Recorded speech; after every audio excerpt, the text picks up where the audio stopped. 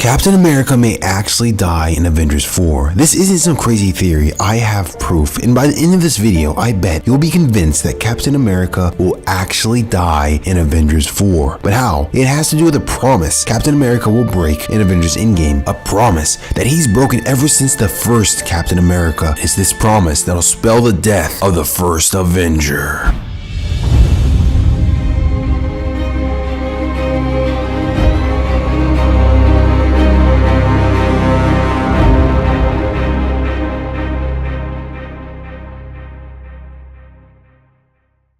Hey guys, before we start, we're giving away a lot of free Marvel gear. All you have to do to enter is subscribe and comment. Contest ends January 31st. Now to today's video. Do you remember when Captain America promised he wouldn't trade lives? That's his promise, but the ironic thing is, ever since the first movie, he's been trading lives. You don't believe me? Why don't we take a look at a few examples? Captain America the First Avenger. Before Rogers was given the super soldier serum, he dives onto what he believes is a live grenade, trading his life to protect a crowded group of fellow soldiers. This scene really shows you the essence of the soon-to-be Captain America. He protects those who needs protecting, even at the cost of his own life. This leads me to Captain America's sacrifice. Towards the end of Captain America the First Avenger, we experienced a scene that really made our eyes well up. I mean, I was dropping buckets of tears. Anyways, we see Steve Rogers fly a plane into the Arctic to prevent a nuclear bomb from detonating in New York. Again, this scene enforces Captain America's theme of sacrifice. In the Winter Soldier in Civil War, Steve Rogers pursues his friend Bucky in an attempt to save his old friend's life, saying that he is the least likely to die in the process. This shows us two things about Rogers. Number one, he's willing to sacrifice anything to save his friend Bucky. And number two, he's willing to trade lives to save others. A great example of this is Avengers Infinity War. The Avengers figured out Thanos' mission, which was to acquire all 6 Infinity Stones, and they knew that Vision had the Mind Stone. Vision understood the problem, so he suggested that they should destroy the stone for the greater good. And what does Cap say? We don't trade lives. That's BS. We all know, without a doubt, if Cap was in Vision's shoes, he would have sacrificed the stone real quick to save the universe. But Cap wouldn't allow that to happen. He's not allowing anyone else to,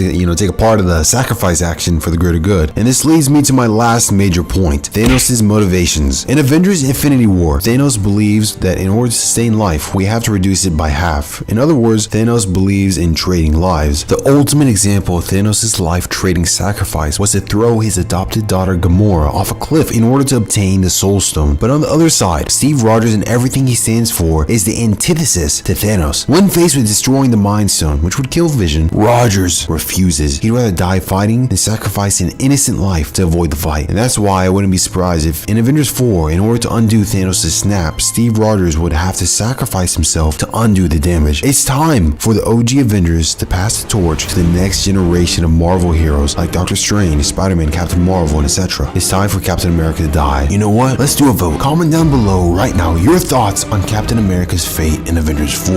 And before you go, don't forget about our Christmas giveaway that is ending January 31st. To enter, subscribe to this channel and leave a comment below, or visit our website for more details. Thank you guys so much, and I hope you're having a great day.